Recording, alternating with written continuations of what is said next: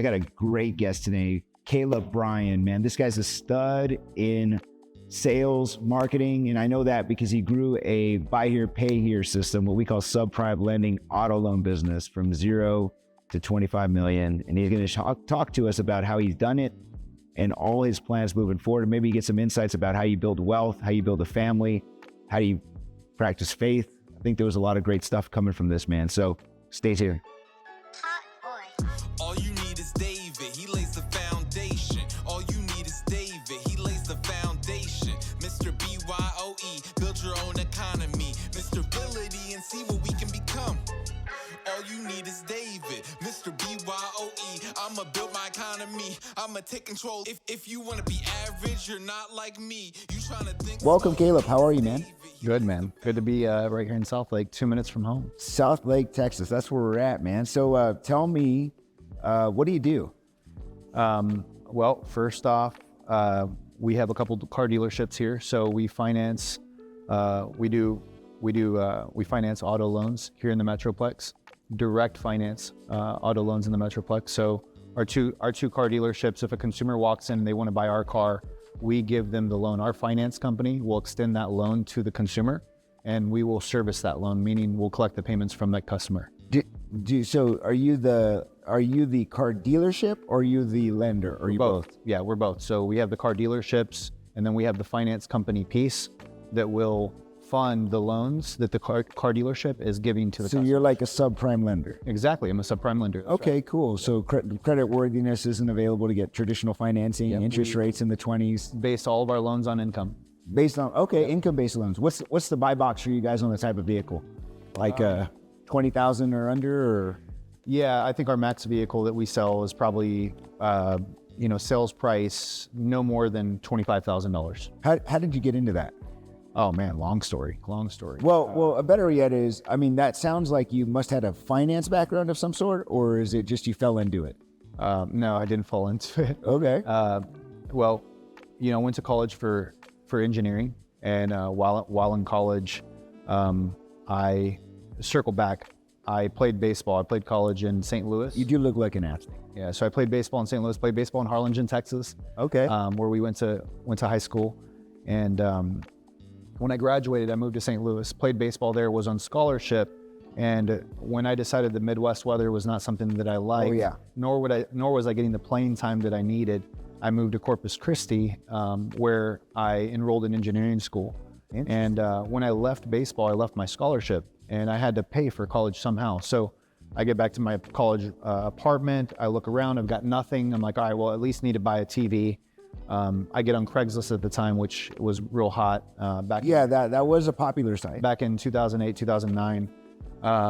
Get on Craigslist looking for TVs, and I find a deal. And, without even thinking about it, I guess it was just in my DNA. I'm thinking, okay, if I buy this TV, could I resell it and just make some money and potentially replace the income that I would get if I went to go get a job?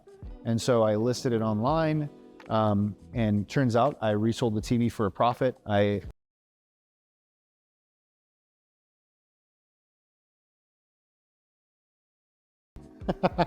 There's a big gap between it, but I'll bridge the gap right now.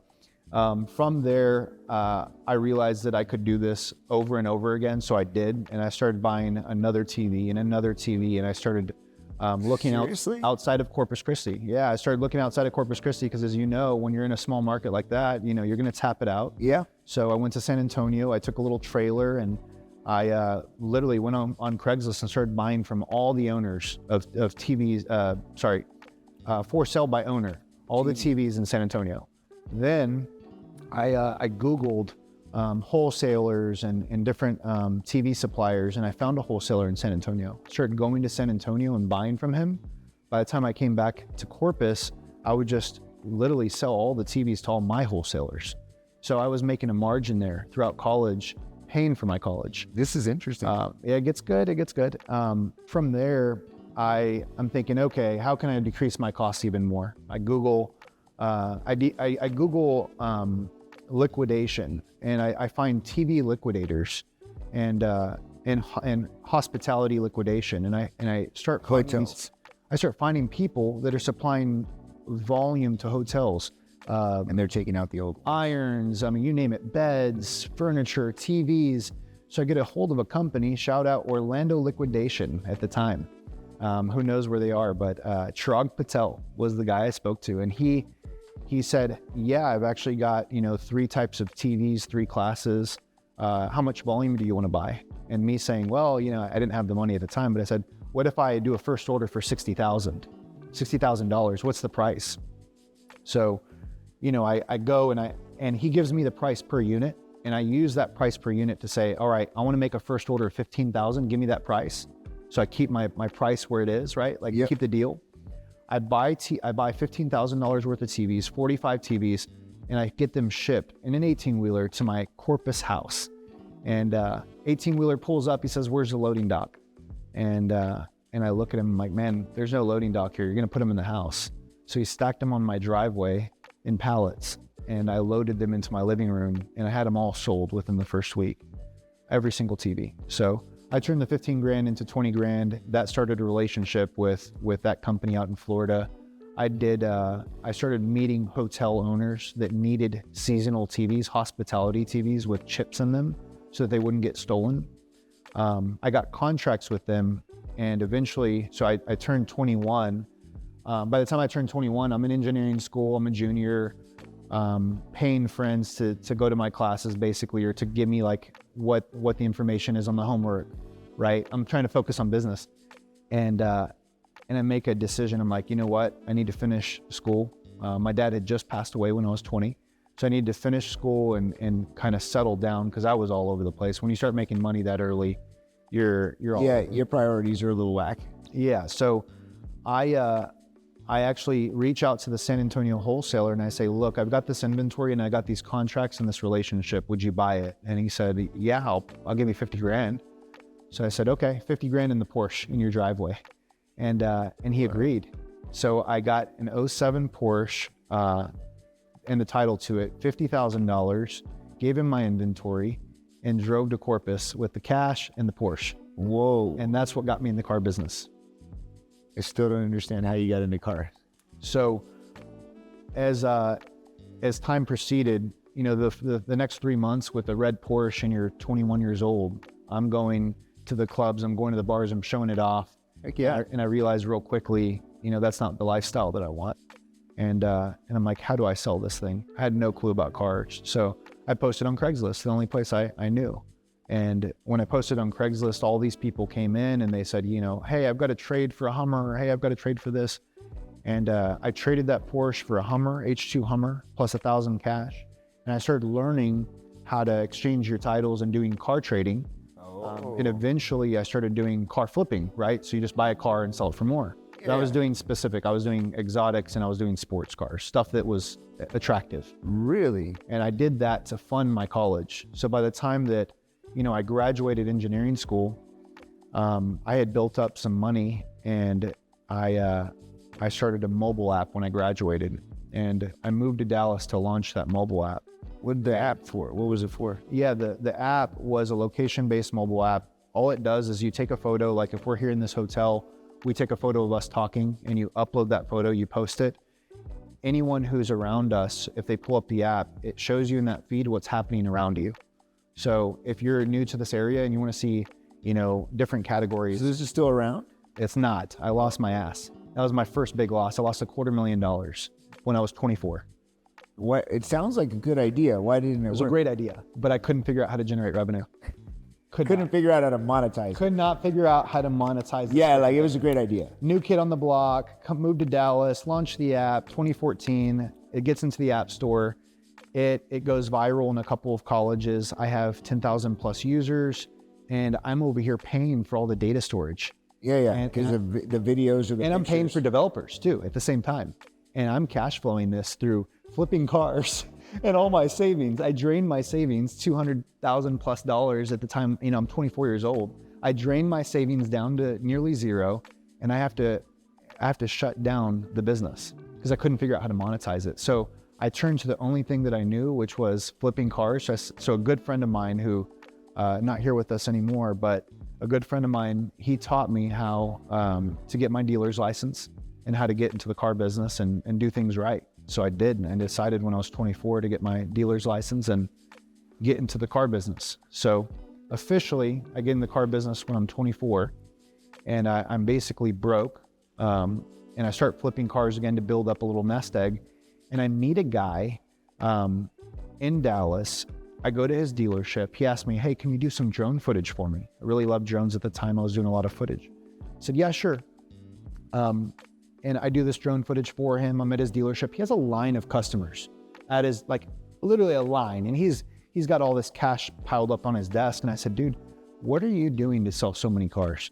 And he's like, well, I'm in the buy here, pay here business. And I said, what is buy here, pay here? And he's like, well, I'm kind of like a subprime lender where, you know, we do charge a high interest rate, but, you know, if the customer doesn't make their car payment, we go repo the car and get our car back. So I'm basically, you know, loaning on the ability for customers to pay us back. Yep. And I'm like, what? Mind blown. Like, I'm like, who would pay that much of an interest rate, right? And he's like, well, a lot of people that don't have credit. And I was like, man, can I do this? And he's like, yeah, but you're gonna run out of money quick. And so I was like, okay, what's it? You know, teach me how you do it. So he showed me a couple things.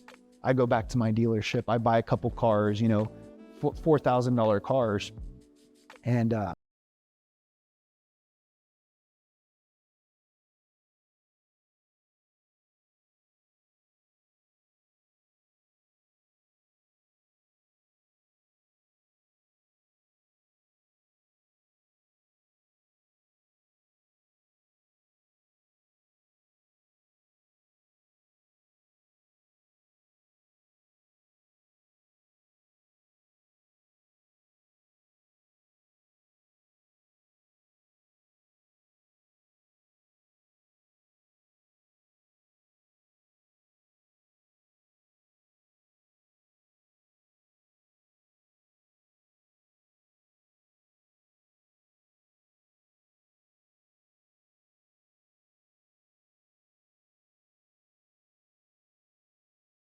once you run out of money, you learn, okay, now I have to borrow money. What does that look like? Right? So then I start learning how to borrow money. And I learned very quickly, I couldn't just walk into a bank and get a line of credit, right? You need financials, you need proof, you need a track record. Typically it's private equity in that point, right? You know, private equity, they could get involved, but a lot of private equity, bigger groups, they don't want to get involved in this high risk stuff. Well, they do, but you probably weren't big enough. Yeah, exactly. I was just starting. So I rolled it on my own dime, and I found a company that did trust me a little bit. I mean, they charged me 36% effective interest rate. Yep. Is what I had to pay for my cost of capital. And I used that money very, very carefully to scale my portfolio from, at the time, it was $500,000 on my own dime. I scaled to around $1 million. And then from there, because of my little track record, I was able to get refinanced and get my rate down to 18%, which at the time was very good for me, right? So I refinanced. I then scaled that portfolio from 3 million to around 15 million. That's nice. I then refinance again with a traditional bank. Now that I have financials, audited financials, 3 years, track record, you know, revenues over 20 million, and I'm profitable for 3 years straight, they say, yeah, we'll fund your business. At that point, at that time, I refinanced. I'll never forget the day. It was like 2018. 2018, I refinanced my business. The day I signed that paperwork and reduced my interest expense, I made $1.5 million more that year, just from reducing my interest expense. But so who did the refinance? At that time, it was BTH Bank. BTH Bank, it's a small outfit. They've got a couple of locations. That's a big number. Banks don't have that kind of capital to finance, you know? There's a couple players in this space that really know it. They want to partner with good groups who, you know, who treat their employees well, treat their clients well. It could be an ugly business. A lot of people see our business as you know, loan sharks or, you know, things of that nature, because we got to repo cars. We got to do the ugly work. But at the end of the day, you know, it's a business. It's all it is. It's just business. Yeah, we are supplying affordable financing with reliable transportation. Yeah, that's the combination that we focus on. You know, I know a little bit about the model. One of my early mentors actually was the CEO of a large chain of buy here, pay here. Which one? Golly, I can't remember the name. If you said the name, I would definitely. I'm sure you know him or know what he did. He's since left that, but he also owned equity in the company. He actually used to manage the subprime auto loan division for Citigroup. Oh, okay. $20 billion portfolio. Wow. And he managed that. He's actually a mentor of mine and a partner in a venture of mine. So I know a lot about it because he actually developed some of the early models for forecasting delinquency. Wow. So if like you have a model that you use, he's probably one of the creators of that model.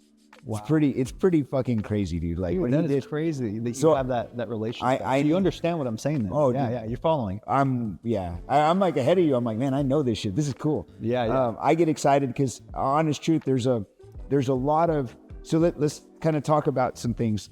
There's a lot of negativity towards this industry. Yeah, absolutely. There's a ton because the majority of people think that you're predatory. Exactly. Yeah. It's a predatory business. In fact, my mentor would say that. He's like, man, we get hate. He's like, I'm not here to, we have to mitigate risk.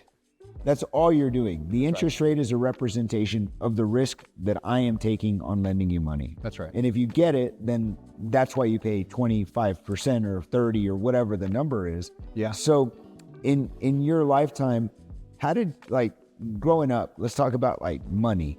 Did you have money when you were growing up, your parents? Absolutely not. No. Nothing? No, my household income, I mean, and this is, much greater than a lot of people, right? But our household income was $75,000 between my mom and dad. Okay. My dad was a mechanic. My mom was a nurse. Really? But yeah, I mean, I think that's average income, right? At the time, in the 1990s, 2000s. And so you weren't raised with a lot of money. So what did money mean to you growing up? Was that aspirational? Money was not existent. That was not a topic of conversation. Finances was not a topic of conversation. Really? Yeah. So did your mom and dad borrow money to grow anything? Not at all. Not at all. They didn't own real estate. They didn't. They went to work. They earned their paycheck and they lived life. And when you really look at it now, I reflect in the mirror and I say, okay, you've accomplished this, accomplished that. You have all these things. At the end of the day, though, like I circle back to that childhood memory of, happiness, and happiness doesn't necessarily come from money. It comes from the memories you make with your family and those deeply rooted items, like family and those experiences. Because when I grew up, I was a happy kid. I was able to spend time with my dad, who I believe my relationship with my dad growing up, because it was so close, it helped create that drive in me that I have today to do great things, because I had a relationship with my father, I had a relationship with my mom. And when you have a child grow up with that foundation, they're going to be ready to embark on journeys like I've gone through. Yeah, they're going to be mentally strong. Really? So, by the way, I completely agree with you in that parenting is a direct reflection of the results in the child, right? If they're great parents. So what did they teach you about money, though? Anything? Absolutely nothing. So when you graduated high school, they said just go make it, or what? No. Money was tight. There was a lot of times where it was tight. I would see my dad going through bills and noting his checkbook.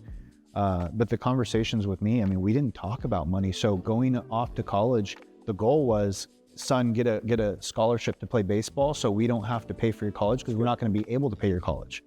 So it was like, hey, play baseball so that you don't have to pay for college. That was the only advice I was given in terms of money. Well, that's good advice. Were they frugal people? Did they splurge on anything? I would say they were frugal. My dad, he would flip classic cars on the side. So I did. That's where the fuck you got that. I did, yeah. That's where I got. I was wondering, man. You had to have picked it up somewhere. I sold my first car. This is, and it's hard to say it's related to what I'm doing today, but I did sell my first car when I was 14. My dad, he had bought an old classic. He had restored it, and he's like, son, there's this thing called eBay, and he's like, can you list this car on eBay? I'm like, so he took some photos of the car, and I saw what he took, and he's like, can you upload these on the computer? I'm like, Dad, no, those are trash. Like, let me take care of this. I put the car in the front lawn and took some nice photos and uploaded it for him. And at that point, it just came natural. That piece came natural. Wow. Okay. So they helped you your first flip car, going to college. So tell me what does money mean to you now? It's a tool. It's a tool, right? It's a tool to move things around. It's a tool. Do you feel like you still do the same things that your parents did? Conservative, save, or? I don't save money. I mean, I do like I put cash in, the saying cash is trash. So I take cash and I reinvest it into assets, the cash flow. Really? What kind of assets? I mean, we do commercial real estate, single family residential, hard money lending. How long have you been doing that? Single family residential since 2020, so for 3 years. Hard money lending for 3 years. Commercial real estate for 4 years. Really? Was it commercial for your own? Yeah, that's how it started. Yeah, your own. Yeah, that's how it started. We needed to do owner occupy, and we needed real estate. I was so tired of leasing and not having control. Yeah, so control to you meant owning the real estate. Yeah, I mean, you don't want to have your landlord. You're running a great business, and then all of a sudden your landlord says, "Hey, rents are going to get jacked up," or "Hey, I'm selling the property." Right? Did you have that happen in the past? Yeah, I mean, I had landlords that were changing their mind about the buildings that we were leasing, and it was a pain. And I said, you know what, I'm going to do everything I can to own my own property. And yeah, in 2019 we did it for our first time, and then we realized there's no going back after this. No, you got the taste, right? Yeah, and then you start seeing the appreciation on the asset itself. And well, I guarantee in the last 4 years it's gone nuts. Because yeah, what city is that in? Which one? The commercial, the commercial real estate. The 2019 property is in Dallas. In Dallas. Yeah, it's in Dallas. Yeah, it's a great property, 6.7 acres. It's our main facility that we recondition and sell cars. So it's our main location. Was that a dealership prior? It was, yeah. It was a Dodge dealership that closed down. Correct. Nice. So we bought it and kind of use it as a hub to kind of send out vehicles to the other locations. How many locations you got? Right now, 2 in operation, and then we service a third one, which is a different piece of our business. Banks at this point, we've done this twice now, but a bank will call us and they'll have a distressed asset. So they'll have a client that's, out very high leveraged, their debt. Which is another dealer, is what you're saying. Exactly. So it's one of their clients, and now they're so leveraged that they can't afford to either service the debt. Service the interests. Right, exactly. And so they're saying, look, this is either going to go bust. Or you could buy the debt. We can either buy the debt, or in the case that we're doing is we're doing asset management on behalf of the bank. So we're servicing this asset, getting it into a position that's a lot better. So we're turning the asset around. So operationally doing what we need to do to, boost up the loans, like get more loans in the portfolio, get those loans performing better, get the portfolio turned around, get more income and cash flow into the business so that, after the term that we agree to, the bank can either resell that asset through an asset purchase agreement, or they can sell it to us. We will have the first right of refusal on those deals. It's pretty cool. So we can basically you become a manager, a management company. A management company for a fee. Yeah, for a fee. You're getting a spread or something on the exactly. Deal. That's pretty cool. Yeah. So the what's your top line revenue this year? What'd y'all do top line? This year on the auto business? Yeah. 25 million. That's pretty nice. It's not it's been a hard year though. I mean, don't get me wrong. The revenue. Oh yeah, the last 2 years are probably gold for you. Yeah. They were fucking gold. 2021, 2022 was it higher than 25? Yeah. Oh yeah. 2021, 2022, we had an incredible year, but not only that, the delinquencies and the charge-offs were so the charge-offs were so low in 2021, 2022 because of the stimulus. No, yeah, I could see that. It was a good year for any business. Any business was a great year. Yeah. Now the real businesses are coming through, but there's still a demand for your business. No, absolutely. So it's not necessarily like whenever people talk about this industry or any industry in general, and they're like, it's gonna be bad. No, there's some things, right? There's gonna be more people flocking to you. Absolutely. You'll actually grow. You'll take a dip. Correct. Because there's this transitional period. Yeah, man, right. You know it. You know it. You see it. Yeah, the transitional period. So you're probably looking at second to third quarter of 2024 being very good for you. You named it. There's more customers coming from Prime, 600 plus credit scores coming from because your banks. I mean, Citizens Bank. That's one of them. they're shutting down the subprime lending arm. They have to. They're not doing it. They have to. Exactly. They have to. Regulators are saying, Yeah, you're already too leveraged. Yep. And only more people are going to enter the pool. And if more people get in the pool, we don't have enough chlorine. So exactly. So consumer auto loans are few and far between now, and they need affordable financing and reliable transportation. So they're coming to our dealerships asking, hey, can we get approved? What's the next level for you? Where are you going from there? I mean, there's a couple. That's a good question. I think there's a few good sound paths. I think the first path is, consider selling everything and hitting a reset button. Because of the appreciation on all the assets, right? There's a huge equity. Yeah, and you built a booster, model, right? You got a model that's operational and can probably be run without you, so it's sellable. So there's that option. What would you do with the cash? Continue doing what we're doing. We can do it again. So I'd repeat. I'd open another dealership and we'd keep purchasing real estate. Not immediately. You'd be under a non-compete at least for 2 years. I'm not saying you can't get around that. I'm just yeah. And that's a good point. But we wouldn't. We still have our land acquisition arm. We still have our hard money lending arm. Got it. Okay. We're still involved in real estate transactions all the time. So okay. We'd probably transition into that and more development. How much do you think you can get for it? Just for the auto piece. Yeah. What's the multiple? Probably there is no multiple on that. On the buy here, pay here stuff. It's more of, what is the asset worth, and those are defined by metrics within internal metrics that we use. So it's not like there's a multiple on EBIT. Well, there has to be at least there has to be something. From the outside looking in, you would think, okay, there's a multiple on EBITDA, right? Like most businesses, or multiple on gross profit or net earnings. On our business, at least being in the business so long, what I've seen guys exit, they get advances.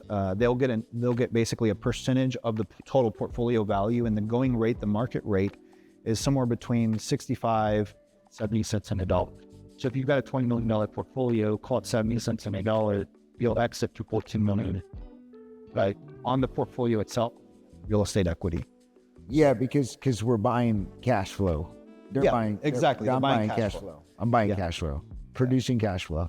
I'd be interested to see what a third party would how they would approach our business model and say, this is what it's worth to us, because what they are would you take, man? If you don't know what it's worth, what would you take? What's the number to get you to walk? Man, that's a good question. Geez, this is gonna be public. Yeah, I don't know. I've had the conversation before, so I'll just be transparent. I think it takes 70%, and we sell our real estate along with it, because our real estate is what really allows us to do what we do, become a dominant force in DFW. Our real estate is truly a hub in DFW to be able to scale up to 8 to 10 stores easily. So real estate in the portfolio, call it 70 cents, 14 million, plus the real estate, that's another 12 million. So 26 million. 26 million you'd walk? Somebody write a check? Check you'd walk? Yeah. What would stop somebody from doing that? Would it be you first? Like, if somebody came in right now, would you say, I don't know, still I got to think about it. I know it's a big decision, but say 26 million?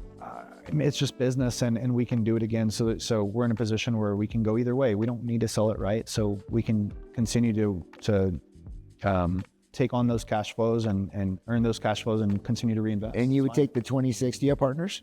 I do. I have one partner. Okay, and you would 50/50, I'm assuming? No, I'm a majority partner. Okay. Yeah, with my wife too. My wife is involved. I consider her a business partner. Yeah. And she's very much involved in the business. So you would take the 26 and do what with it? What specific? My partner and I, we're really aligned in our investments. We would take it and we would most likely put it real estate into a lot of real estate plays. Yeah.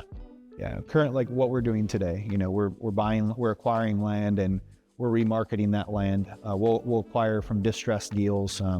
Depending if you're a flipper by nature. Yeah. So I can already tell. And if we can develop the land, I'm a civil engineer by trade. That's what I went to school for. When I graduated, I was a civil engineer, and I looked at the offer. I went to a job interview, and they said, I said, hey, what does this job start at? And they're like 42,000 or something like that at the time. I said, yeah, I'm making more than that right now flipping cars. So I said, you know what? My backup plan is be an engineer. Wow. So I just rolled the dice on myself. Would $26 million change? I know it's going to change your life. Would it make you think about how hard you worked? Man, nothing would change. I'm telling you, nothing would change. Yeah. Nothing would change. You know, I would spend, you know, maybe a little bit more time at home with my son, and you know, we're building our family. I'm gonna have another son on the way, so I'm really excited about that. So what would be the number where you'd stop moving so hard? Would there be a number? Why? It's a lifestyle. It's a lifestyle. I like it. Well, I'm just wondering. Some people give me a number. Yeah. I mean, it's just a lifestyle at this point. This is the way we're hardwired. I think we were born this way. We have this DNA inside us that makes us think a certain way and Just fucking go, baby. Yeah, just go. I like it. So the 20, I mean, that's a lot of freaking money. $26 million. I love learning about how people would use the money, because you just said you didn't grow up with a lot of money. What would you do with the money for your family? Would it go to your family? Would you send anything to them? I mean, yeah. What are you saying? Extended family? Yeah, your parents. You know, I'm entrusted. People that are wealthy, they're wealthy for a reason. They're a custodian of wealth, and they're entrusted by God. If you believe in God, they're entrusted Amen. by the universe to be good custodians of wealth. And if you're not a good custodian of wealth, you're going to lose it. So, you know, what I've learned in growing from nothing to where I am today is that I have to remain a good custodian. And that means that, you know, I believe in donating and charity and things like that, but giving money away is not a priority. The first priority is, you know, converting this capital into cash flowing assets and safe investments to create, you know, a legacy that my kids can depend on, or generational wealth that my kids can depend on. Now, for them to be good custodians, that's another story. You know, that's what my parenting will hopefully instill in them. But Those are the values. yeah, those are the values. But you know, turning and saying, "Hey, I've done so well. Here's your payment." You know, so what's the difference between rich and wealthy to you? I know I kind of shared something with you, but Rich and wealthy, knowledge. that's a very good way to describe it. It's the way I heard a funny thing on a podcast one time. Kevin Hart, I can't really remember which podcast it was, but I heard a story where Kevin Hart said when he had made it big in comedy, he was invited into a poker room, and he goes to this poker room. He sits at the table, and he's sitting with a bunch of, you know, superstars, and he's playing some games, and he's having great conversation, and he's like, "Man, I made it, right?" And you know, later the waitress comes up. "Do you want anything?" He says, "I'm good." Waitress goes into the next room, and he looks over, and he's like, "There's another door here?" And he asks the people, "Hey guys, there's another door here?" They're like, "Yeah, that's where the real players play." So he goes, eventually he gets invited to the next room. When he goes to that room, he realized that he hadn't made it quite yet, because that room contained the real celebrities, the big stars. But not just that, I mean, aside from celebrities, the people that are really doing big business. Yeah. And the conversations at that table was much different. And what he said is that the knowledge that these people had was the difference between that table and the other table. The knowledge, just the knowledge. And he said, you know, I think he had mentioned that he had also come, you know, from nothing. And he said, you know, the difference between a wealthy man, a rich man, a poor man is simply just knowledge. That's it, knowledge. And then the willingness to execute, right? It's funny that you say that, because I really believe that knowledge is a big portion of what you got to get the knowledge, and then you got to apply it to some skills, take action. When you said that about the transitional wealth, in my belief is the transitional wealth is the value set. It's not the money, because if you transition the values to your children, they don't need your money. Yeah, that's right. And if you transfer money to someone, you're just making them rich. And yeah, that's right. And rich is shit, because rich people just like to, you know, keep their money and don't invest it, and buy cool spend it on junk. Yeah. Buy Porsches. Would you have a Porsche? No. Yeah. I still drive a Porsche? Heck no, man. What do you drive? I drive a Ford Raptor on the daily. Okay, I like a Raptor. They're pretty badass. Yeah, they're not good. Like the cool one from Hennessy or anything. Huh? No. It's just a regular Ford Raptor. That's still badass. I like it. Enough to drive through a tornado. It's true though. So did you get that? Are you financing it too through your dealership? No.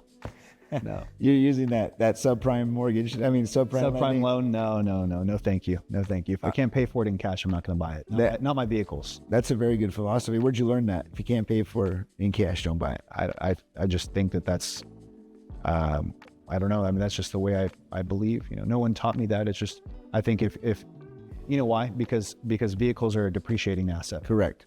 That's why. Well, they are. Well, some vehicles. You're right. The vehicles I'm driving are depreciating. The ones I drive too. No, I don't. Any vehicle that you drive is going to depreciate. Yeah. Any daily driver does depreciate. But what I mean by that is some have some benefits. Like you got some tax benefits, I'm sure, from that vehicle. So sometimes if you outweigh the cost of depreciation versus the tax savings, sometimes it doesn't even matter. You're not losing money at all. It's a wash. Right. And if you get that, then it's like, that's why when I meet somebody and I'm like, you can be as frugal as you want, but the point is that that's not enjoying life. And rich people enjoy life too much. Wealthy people always enjoy life. It's a lifestyle. So what do you teach your kids about money now? Or your son? My son's 2 years old. Oh, so he hasn't learned yet. He just knows that. Yeah, right now he wants to be outside, so I teach him what outside is and having fun with that. That's interesting. With life outside. Right now it's about time with him, to show him that I can be there with him, because I think that, when they're young, they need to have that security. They need to have that trust that someone loves them. They need to feel loved in order to be able to build other things, in the long run.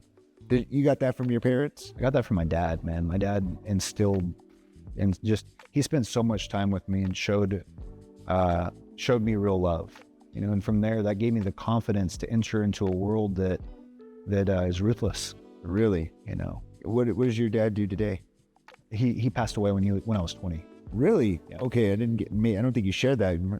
So he was your mentor. Yeah. For a long time he was my mentor, and then from there, you probably read the book Rich Dad Poor Dad. Oh yeah. Yeah, it's a great book. I wouldn't consider my dad the poor dad, but in this case, the first person that I met that mentioned finances, like you said, hey, did your parents mention finances? Did they mention money growing up? I attribute a lot of what I know early on to my brother-in-law, Rick. He was the first person that ever came into my life. I remember opening the door. I'm in Harlingen, Texas. What does he do? At the time, he was a financial advisor. Now he runs his own firm.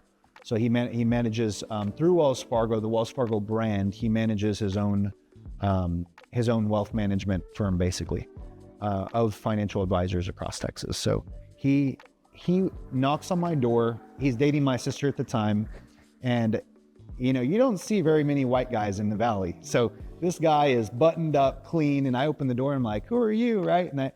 And I just not used to seeing someone like this. And then he starts, I meet him. I'm 12 years old at the time, and I can see his career blossoming. And by the way, the word career was never a word I had learned. Job. I'm seeing my parents go to a job. This guy is building a career.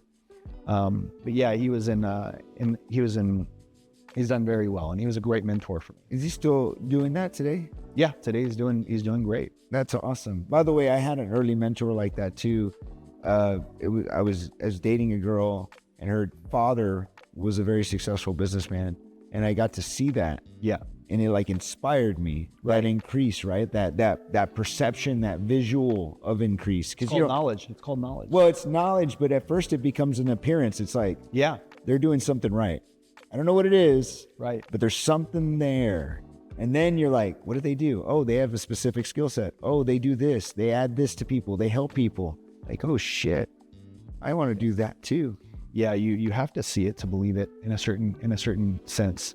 That's true. I don't know if Elon Musk believes that, but no, I know that. Oh, he's a visionary. Yeah. And you become a visionary. He sees shit with his eyes closed for sure. Yeah, exactly. In that case, though, coming from the Valley, like you just, from where I came from, I didn't really get exposed to a lot of these business moguls and these highly successful people. So seeing him was just like you said,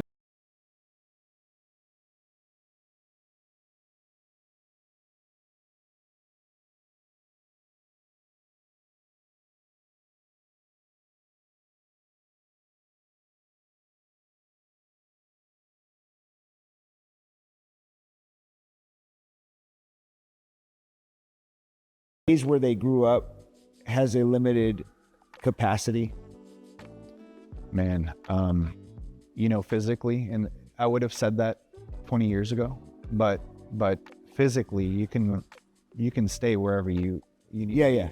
Physically, if you need to stay in the valley, that's not limiting you by any means, because now we have Zoom calls. Now you can expand your But network. you believed at one time it was restrictive?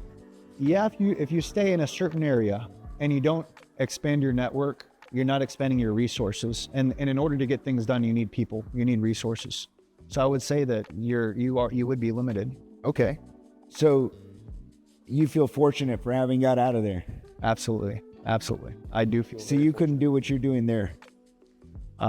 Knowing what I know, I couldn't have been where I'm at today by staying there, but I can go back and now do what I'm doing today there. Interesting. So you had to go get exposure, is what you're saying. I had to go get exposure. I had to get the lessons, the education, the knowledge. What is that like a value set to you? Is that like something you value, like getting out of into different areas, different businesses? Do you do that often in life?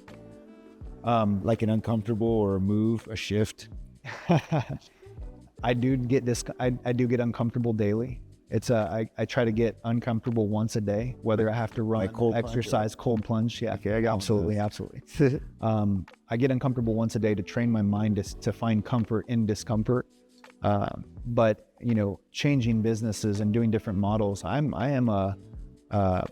get intrigued by financial models. I like Excel, right? I like to see these different financial models, but I don't jump into different industries. I've been in the auto industry, I've been in real estate, and I like the comfort of that. I like knowing how things work.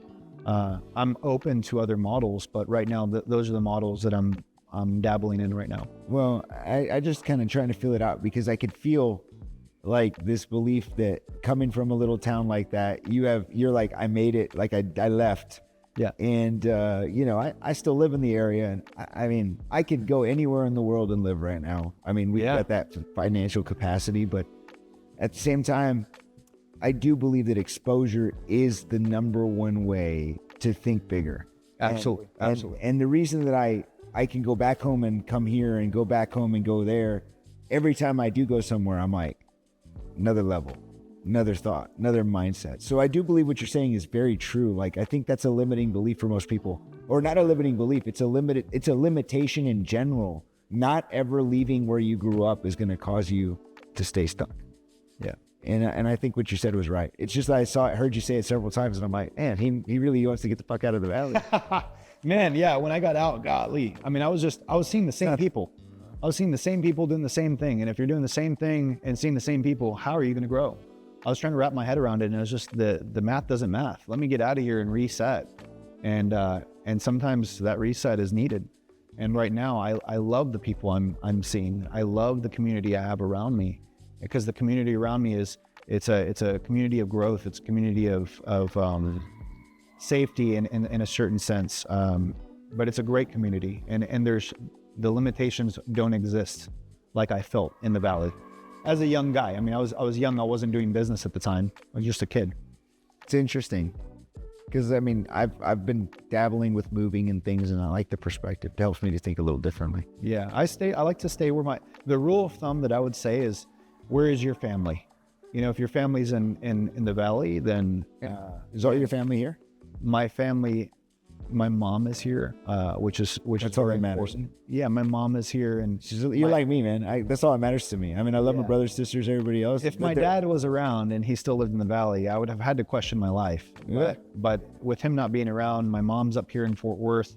My wife's family is literally 5-mile radius within Southlake, all of them, and they're a big family.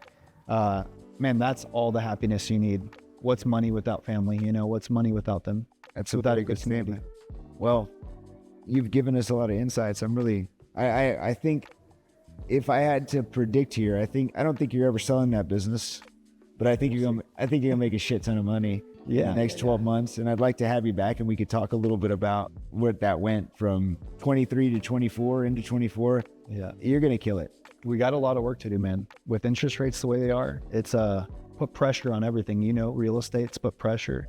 Business operators just put tons of pressure.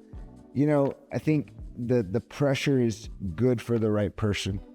Exactly. And That's it's where the going to be diamonds come. nice. It's going to be so nice when we see that the world kind of, you know, it's weird because it's like the wealthy people make a bunch of money. The rich people are like, what the fuck do I do? And the poor people are like, what the fuck happened? Right. Right? Like, it's weird, right? Like, it's so weird. Like, the rich people are like, what do I do? And the wealthy like know what to do. And the poor people always are lost. And that's what happens in the world. And so the next year, it's kind of like a what the fuck year. It's going to be one of those years. And I'm excited to have you back, man. So Caleb, thank you, man, so much for being here, bro.